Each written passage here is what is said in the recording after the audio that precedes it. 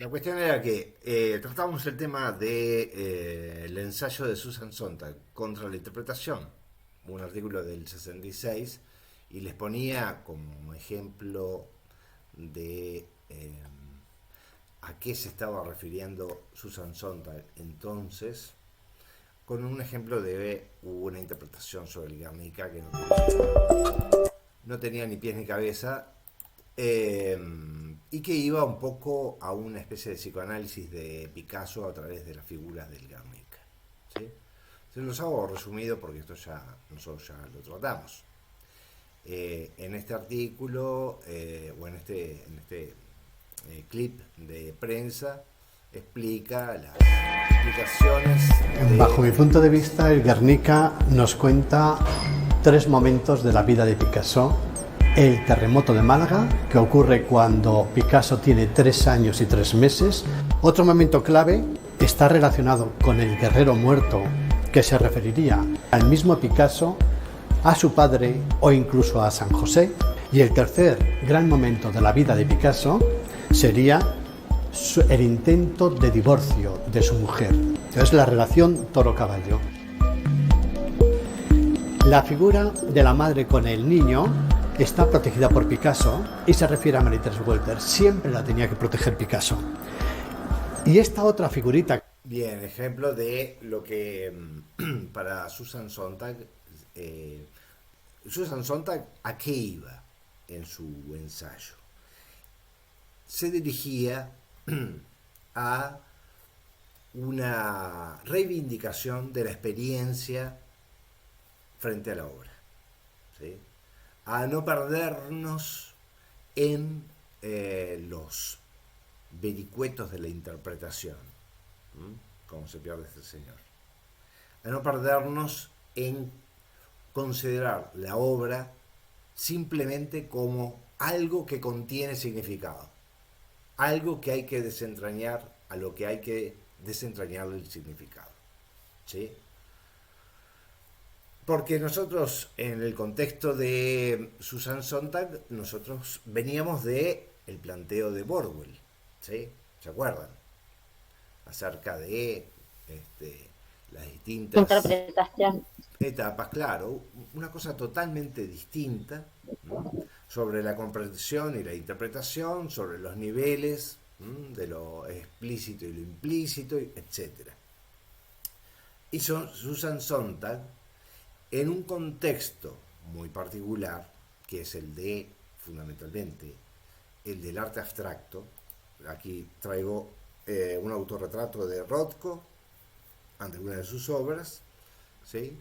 Que es en la época en que Susan Sontag está haciendo esta reivindicación de la experiencia artística, de la experiencia sensorial, eh, un, un movimiento artístico, sobre todo vinculado a la abstracción y al action painting, etc.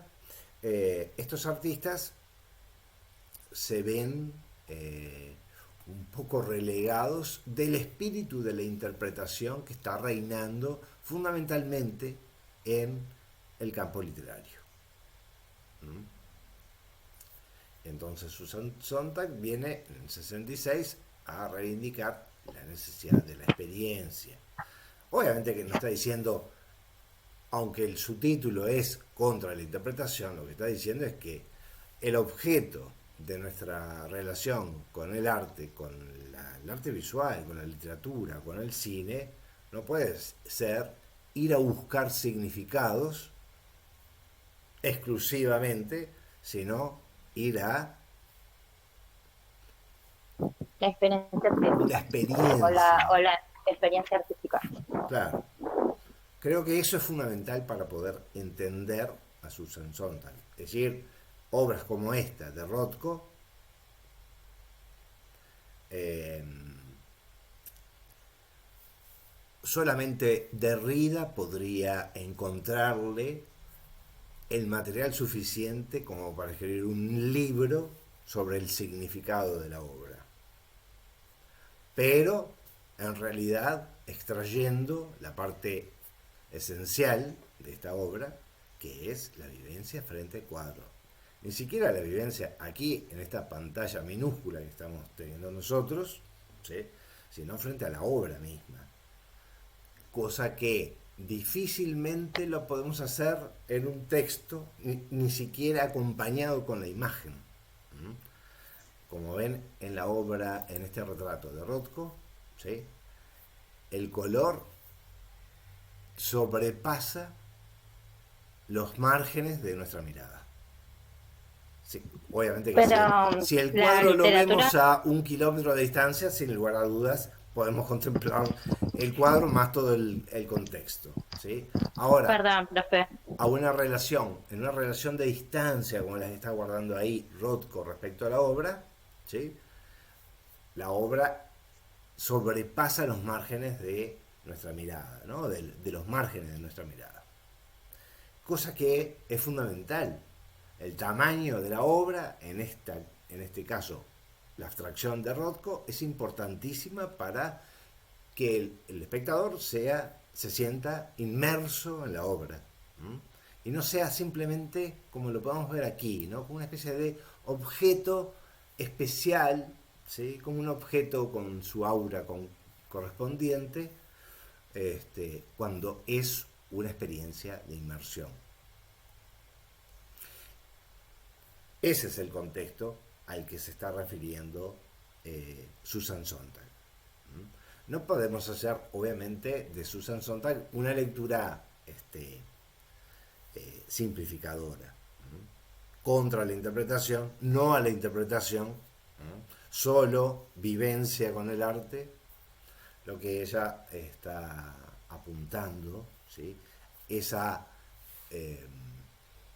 reivindicar algo que ha sido aplazado, algo que ha sido desplazado, más que aplazado, desplazado de la experiencia artística.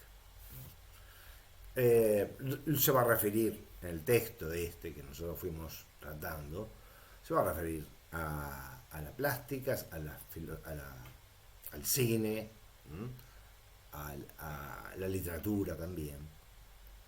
Bueno, y nosotros fuimos tocando esos temas sobre el valor del arte. En los primeros puntos ella habla acerca de la jerarquía que mantiene hoy en día el concepto de la mímesis en el arte, o de la teoría mimética que persiste en la experiencia con el arte. ¿Mm? Esa no solamente persiste en la teoría mimética, además se la jerarquiza y es la que nos lleva a poner en primera instancia la interpretación de la obra. En la literatura todavía es más difícil este combate de Susan Sontag por la experiencia contra la interpretación, porque tenemos una larga tradición de teoría literaria abocada a justamente la parte de interpretación. Uno de ellos quizás no específicamente dedicado al tema de la literatura, pero que sí que tocó el tema, fue Derrida, que va a ser como el gran adalid del relativismo completo en la cultura de final del siglo XX, ¿no? Para Susan Sontag, la interpretación supone despejar la totalidad de la obra, de la totalidad, despejarla de una cantidad de elementos. ¿Para qué? Solamente para poder descubrir los significados. ¿Sí? Por eso la actitud de la interpretación es casi, ella habla de una actitud asfixiante, ¿sí? Pero en gran medida es una actitud, yo siento que también quiere decirnos que la actitud es casi frívola, casi alejada de la obra misma, alejada me pongo en el lugar de Artaud. ¿Se acuerdan de Artaud? Que nosotros siempre lo tenemos como referencia, ¿no? Es decir, es como ver la obra de Artaud desde los significados que entraña la poética de Artaud. Y entonces simplemente dedicamos a esos contenidos, ¿no? Cuando lo de Artaud tiene, y él mismo lo proponía, fundamentalmente como una experiencia. Bien, y entonces llegamos al tema de Kafka, tema que ella trata justamente en el apartado 5. ¿Sí? Kafka como una de esas víctimas de la interpretación. Acá yo escribía víctimas como la obra de Kafka, que se reducen toda a una alegoría social, o que lo reducen quizás a algún tomo de las obras completas de Freud, alguno de los tomos. Y con esto de la obra de Freud, obviamente que me estoy refiriendo a Derrida también. Y vamos a tratar este tema de Derrida en torno a un cuento de Kafka que se llama Ante la ley. Esto que van a ver ahora pertenece a la película de Orson Welles, El proceso, basado en la novela de Kafka, El proceso, ¿verdad? Esa película de Orson Welles es una película, creo que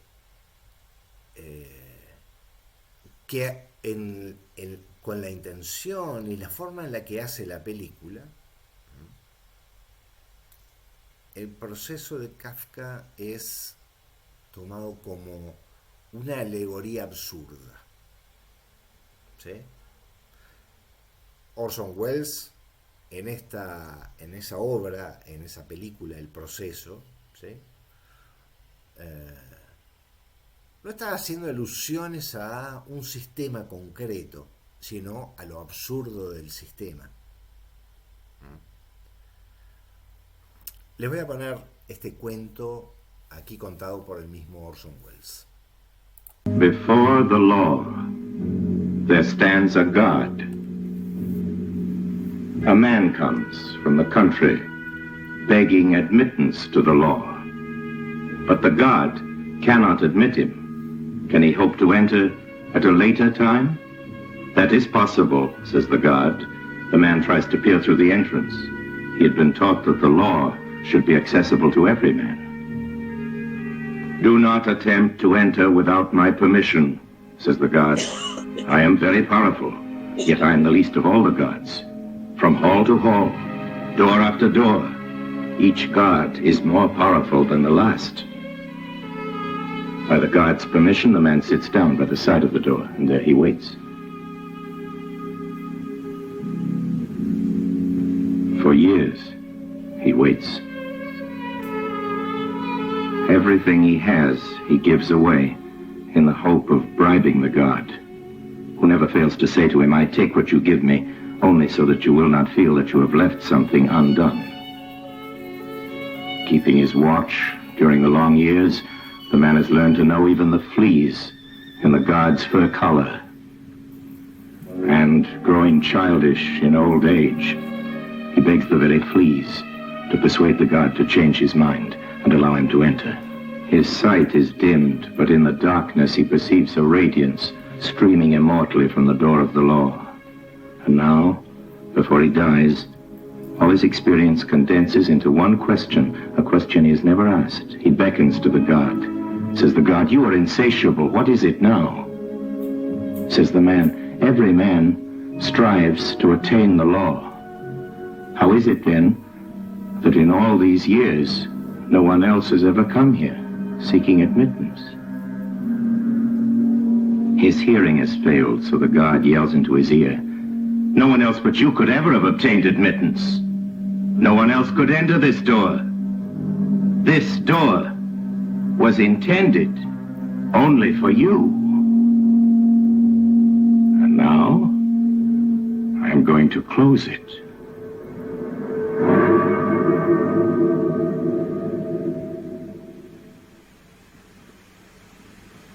This tale is told during the story called The Trial. It has been said that the logic of this story is the logic of a dream, of a nightmare.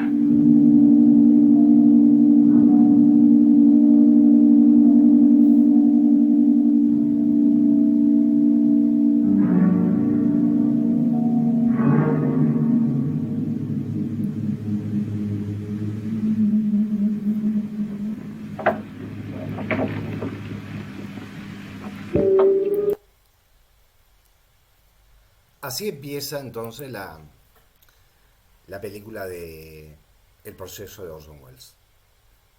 ¿Sí? Empieza con este pequeño fragmento, esta narración que está inserta dentro del proceso, ¿m? Y que es una muestra más de ese tipo de narración que realiza Kafka incluso fuera de las novelas, ¿no? Es decir, los relatos breves y notas, aquellas notas que le pidió a su amigo que quemara. Y entonces aparece esta pequeña alegoría que podríamos comenzar a interpretarla, pero lo primero que pide Susan Sontag es que nosotros recordemos cuál ha sido nuestra experiencia al escuchar la historia. En mi caso particular, ¿sí?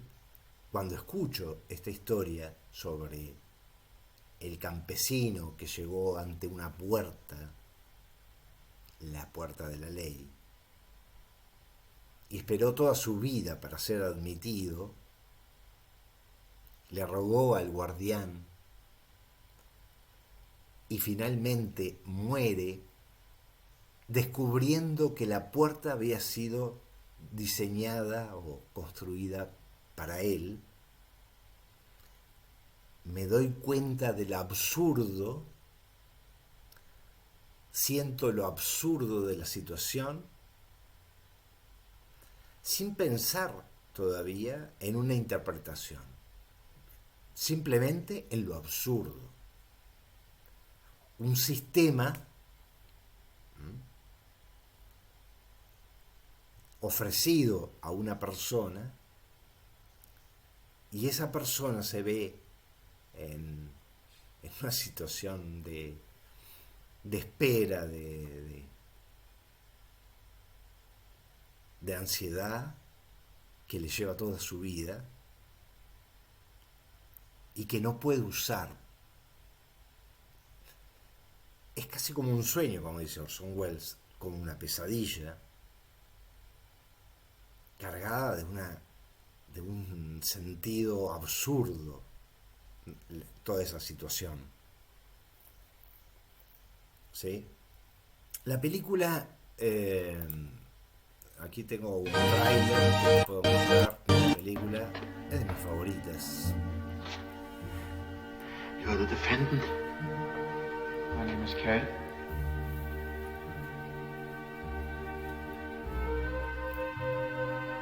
What's the charge?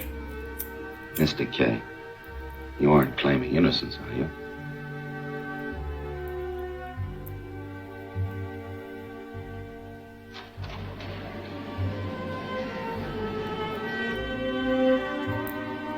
What's happening to me is of no great importance, but I think it is representative of what's happening to a great many other people as well.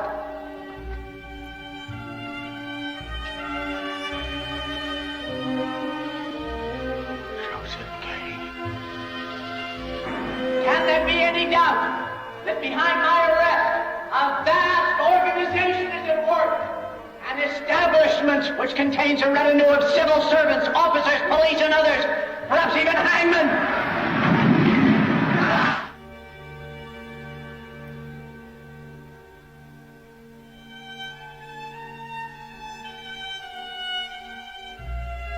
Why am I always in the wrong without even knowing what for or what it's all about?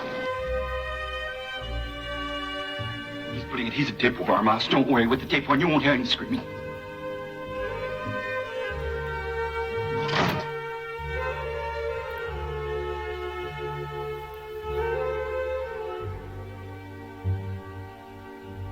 You mean to tell me that the examining magistrate is waiting for you in a place like that? Of course he is. These little old court offices. Where else do you think he would be? What court officers?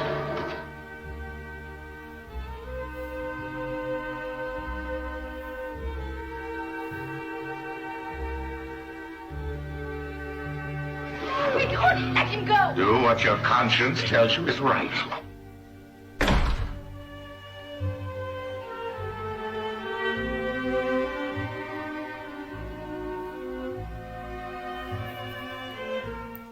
Bien, ahí tenemos un tráiler de la película. ¿Sí? La película es del año 62, ¿sí? De Orson Welles.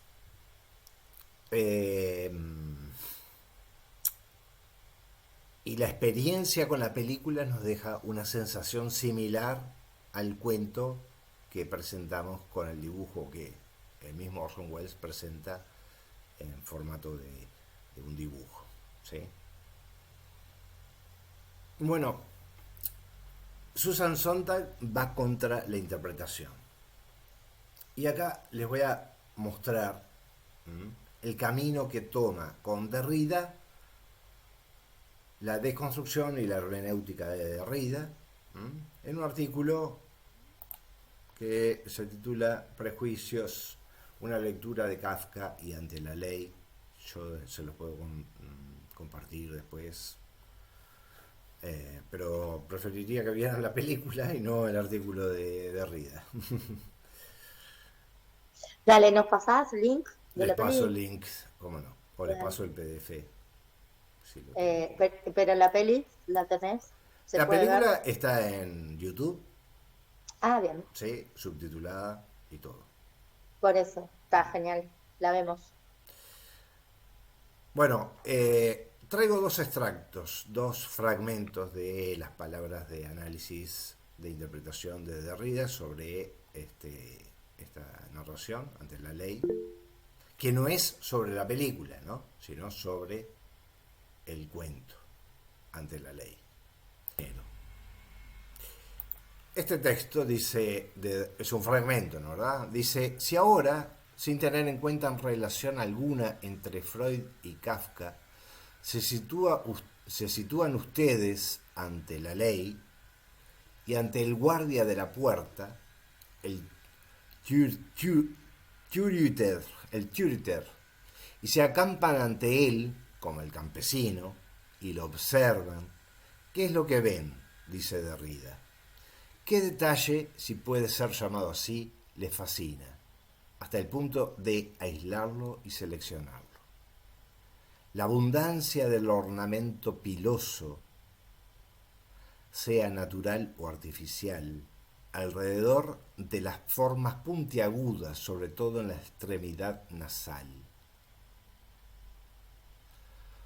Oscuro lugar, la nariz viene a simbolizar esa zona genital que siempre es representada por los colores oscuros, aun cuando no sea siempre oscura.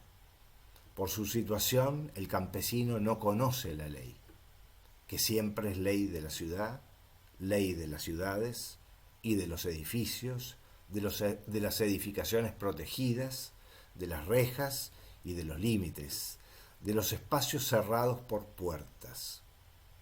Por lo tanto, se sorprende ante el guardián de la ley, hombre de ciudad. Aquí estamos frente a el tipo de trabajo intelectual, ¿sí?, que emprende Derrida frente a la narración ante la ley. El tipo de presentación que hace Orson Welles va dirigido especialmente a la sensación de absurdidad, de lo absurdo que presenta la narración de Kafka. Mientras que el objetivo que presenta Derrida toma muchos caminos, especialmente la vinculación entre Kafka y Freud.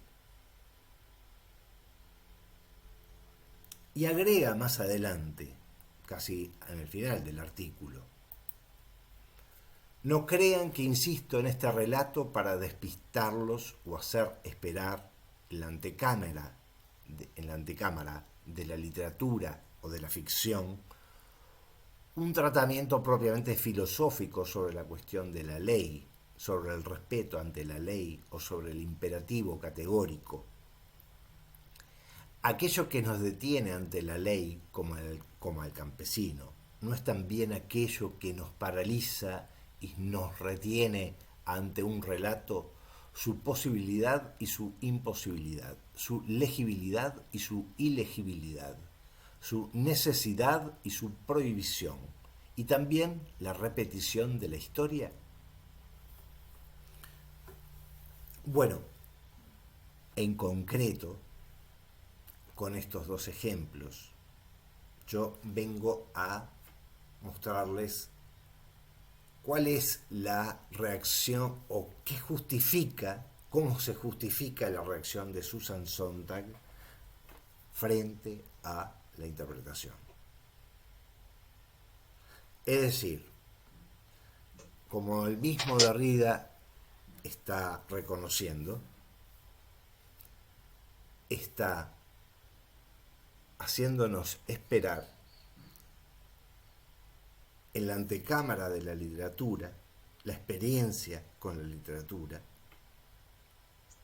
para dedicarse a la hermenéutica del texto y a la creación de su propio texto también, quizás podríamos hacer un poquito de interpretación psicoanalítica de Derrida y pensar que estamos ante las demostraciones, ¿sí? Un tanto egocéntricas de el intelectual, que aparta la experiencia con la literatura y con la ficción para embarcarse en su propia creación intelectual.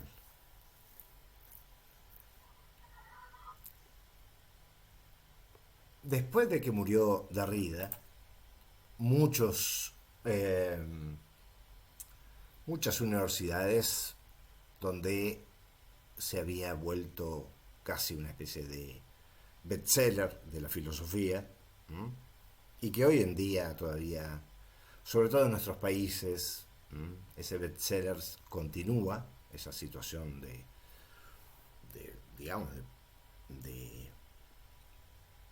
culto por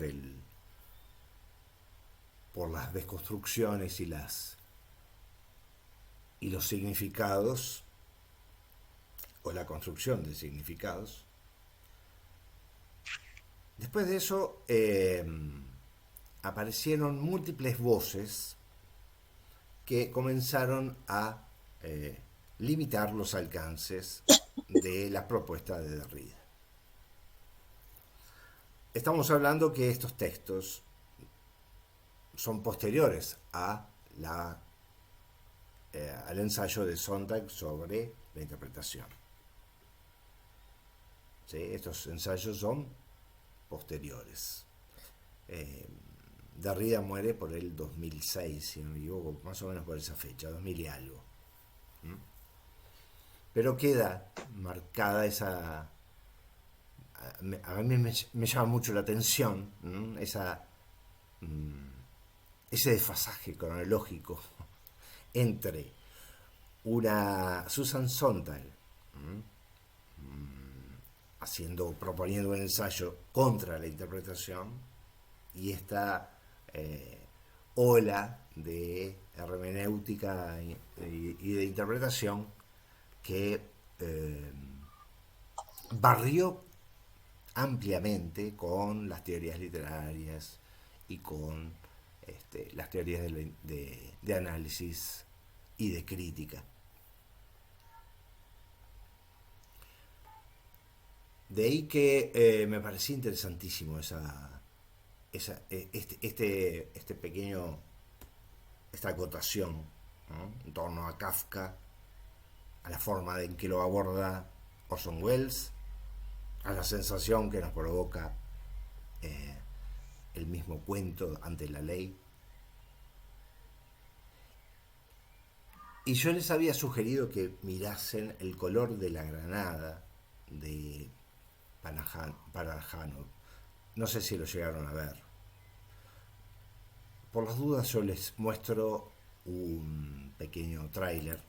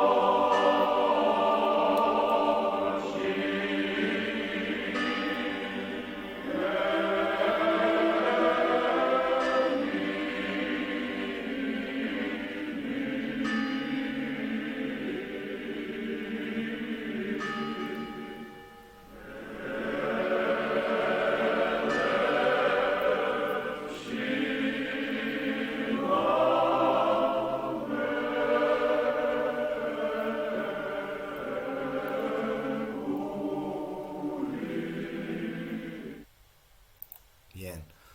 Buenísimo. La película es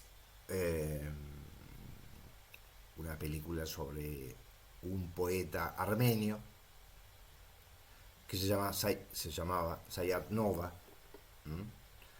El título por la que conocemos la película es El color de la granada. Es una película del año 69. Trata la vida del poeta armenio del siglo XVIII y músico Sayat Nova, retratando los eventos de la vida del artista desde su infancia hasta su muerte. Casi no van a encontrar diálogos y vamos casi sintiendo como una especie de desarrollo lírico de la película.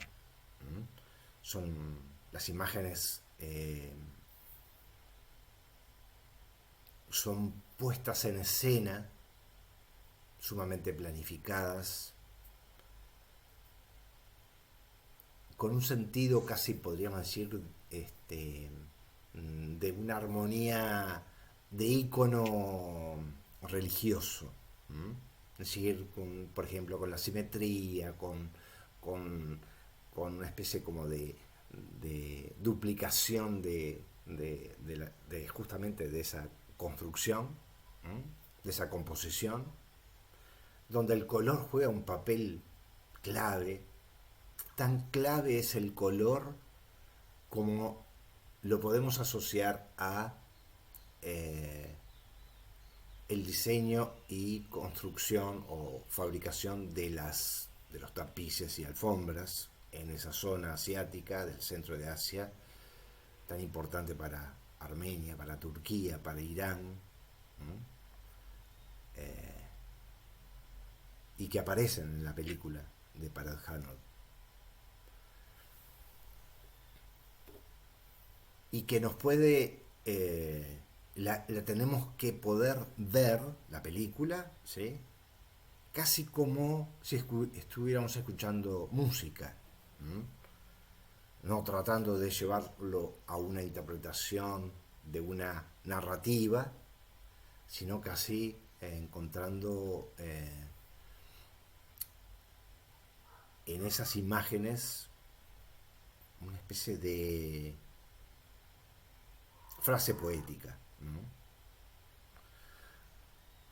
Fíjense que frente a una película como esta, les voy a poner un fragmentito ahí nada más frente a una película como esta,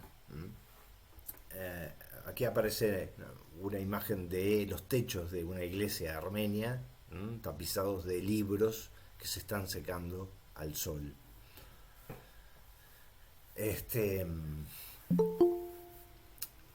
Fíjense que qué difícil sería aplicar el esquema de análisis crítico de interpretación del significado de Borwell en esta película. Porque aquí la experiencia visual es clave. La experiencia visual es casi todo. Acompañado de la música, sin lugar a dudas. Pero es una película que uno debe dejarse llevar a no caer en el ejercicio de la interpretación. ¿Sí? Casi como cuando uno escucha la poesía, que va encontrando ¿sí? un sentido en lo que escucha, pero no está haciendo un análisis de los significados que está recibiendo, ¿verdad? Como una canción, ¿no? Entonces me parecía interesante esto de que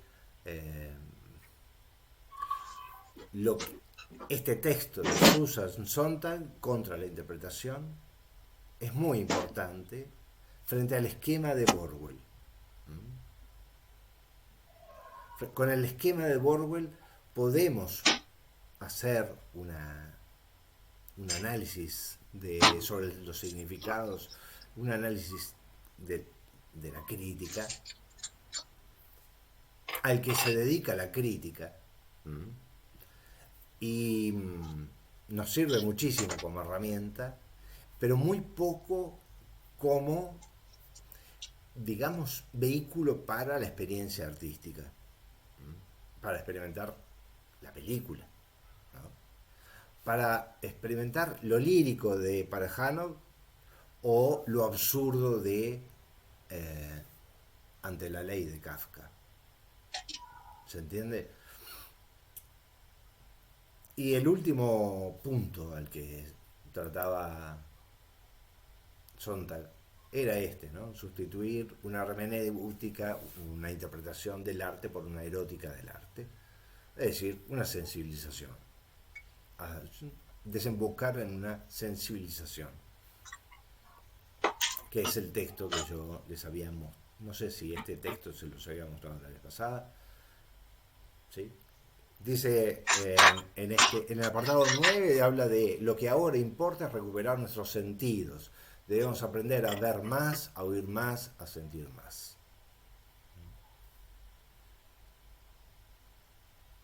O la finalidad de todo comentario sobre el arte, se lo voy a poner un poquito más grande, ¿verdad?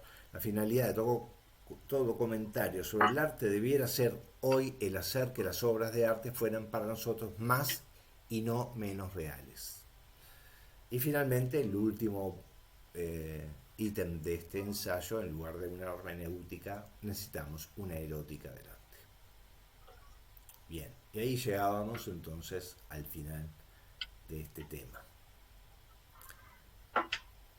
Esto...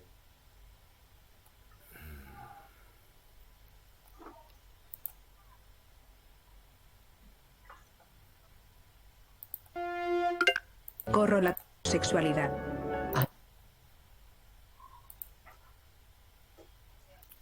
No, bueno, esto es sobre Susan Sontag.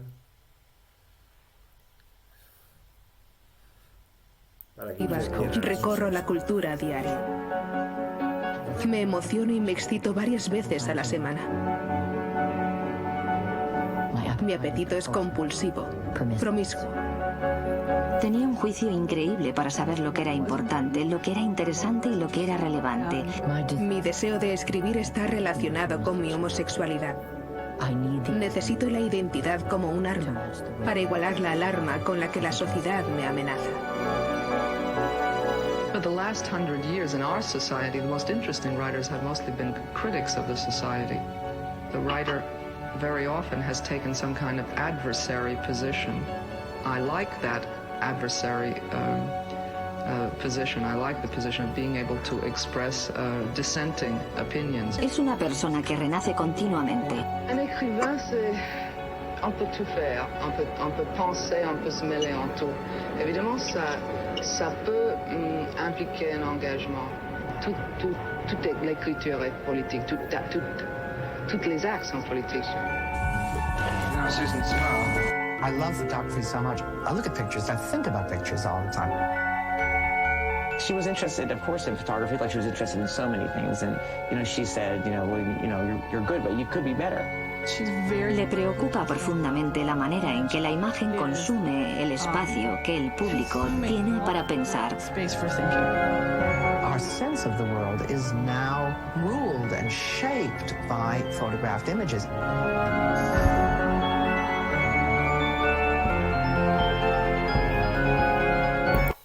Bien, esos son otros ensayos, ¿no?, que no vienen al caso en este momento, como su ensayo sobre la fotografía, que es uno de los más comentados.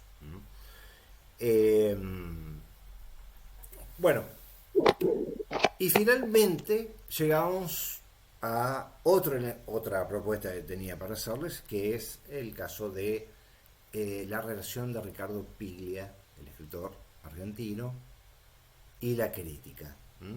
Y que yo extraía de su libro Notas Breves un fragmento de su epílogo. En ese libro Piglia tiene un ensayo que se llama Las tesis sobre el cuento, que son ideas muy, muy importantes, muy claras, que resumen además amplias teorías, ¿no?, desde la de Poe, la de Chekhov, la de Hemingway, etc. Pero las sintetiza y las reúne de un modo sumamente didáctico. El libro sobre Notas Breves creo que se los compartí en el Drive. Y el artículo en cuestión que estamos por ver ahora, es el último capítulo, el epílogo, donde Piglia nos propone otro aspecto, otra dimensión de la crítica. Borwell nos daba un esquema de trabajo. Sontag nos pedía sensibilizarnos, ¿sí?, dejar en un segundo plano la interpretación y reivindicar los sentidos. Pero Piglia aquí está proponiendo una historización de esos sentidos. Es decir, está diciendo que nuestra experiencia con el arte o con la literatura, en su caso especialmente con la literatura, es una experiencia que en gran medida podría ser parte de nuestra autobiografía. Y cuando uno escribe su vida,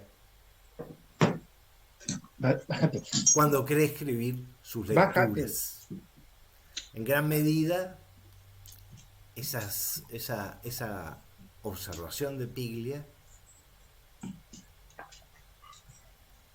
es que en nuestra crítica, en nuestra experiencia con el arte, llevamos la historia de nuestra experiencia con el arte. Y hace, o puede hacer, como ha hecho en algunas conferencias, una historia de su propia lectura, de su propia historia de la lectura, ¿sí?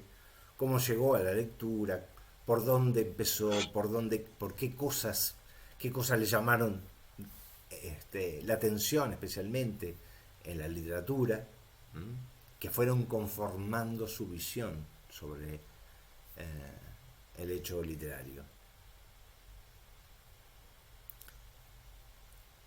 Y dice aquí, el crítico es aquel que encuentra su vida en el interior de los textos que lee. la relación que está proponiendo Piglia es una relación de reconocimiento de la experiencia con el arte en la aplicación de la crítica o de la experiencia con cualquier obra futura, ¿no? Y encierra su propia vida. Esa es la experiencia que nosotros, ¿no?, asumamos frente a una obra, en gran medida va a estar reflejando nuestras propias anteriores experiencias.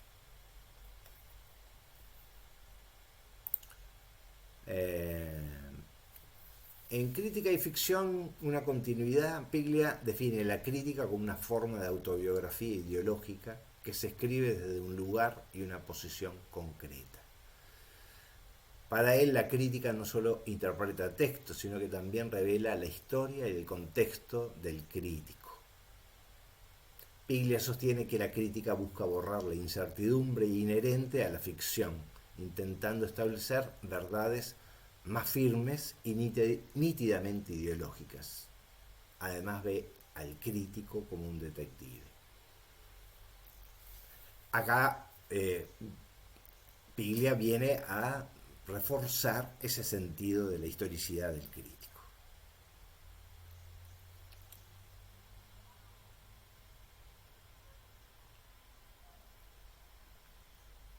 Y de la ideología. Claro.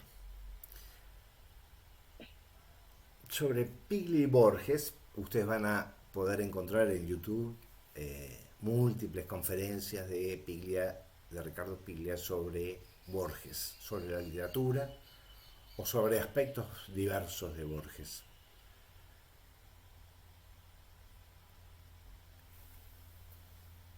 Aquí, en Certeza versus Indecibilidad del Sentido, Piglia se presenta como un crítico que revela conexiones históricas y culturales. Como crítico, en su papel de crítico, mientras que Borges celebra la complejidad y el misterio inherentes a la literatura. Dos formas de emprender la crítica. ¿Sí? Piglia, abocado a encontrar las conexiones históricas y culturales, Borges a celebrar lo misterioso. En Borges, obviamente, esas relaciones de lo misterioso que encuentra en la literatura incluso le sirven, son retroalimentaciones, ¿no? Le permiten incluso entrar en ese juego a la hora de escribir un relato, por ejemplo. Piglia y Borges presentan diferencias clave en su enfoque crítico. Borges enfatiza la ambigüedad y el placer del detalle, utilizando una lectura que busca la indecibilidad del sentido, la incapacidad de encontrar o la imposibilidad de encontrarle un sentido, donde el lector es un explorador de significados ocultos. En contraste, Piglia aboga por una búsqueda de ese sentido, por descubrirlo,